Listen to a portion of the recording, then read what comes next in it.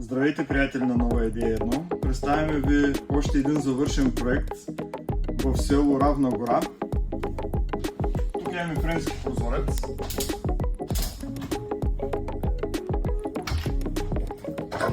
Интересното е, че отвътре дограмата е бяла, отвън е антрацит. Дограмата е рехал си него.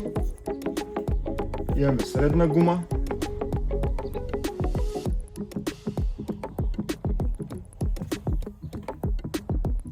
Обкова е мако.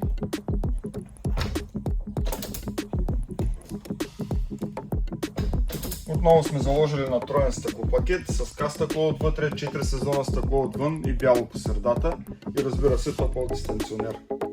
Искам да ви покажа още едно интересно решение, понеже твърде често ме излиза проблем, когато има прозорец точно над кухнята, където ще е мивката. Как точно да се отваря, за да не пречи. И тук сме направили един Volkswagen.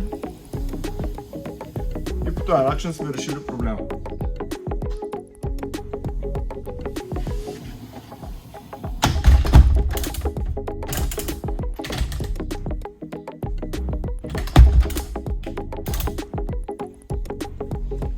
Продължаваме насам. И да се спрем на входната врата. Отново е TM75 с тежки тройни панти. Термопанел от Italbond, 40 мм дебелина на термопанела с стъклопакетчета.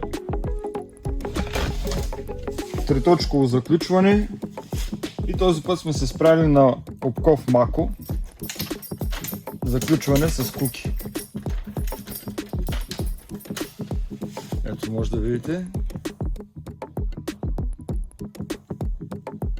Ако искате да виждате още такива видеа, последвайте.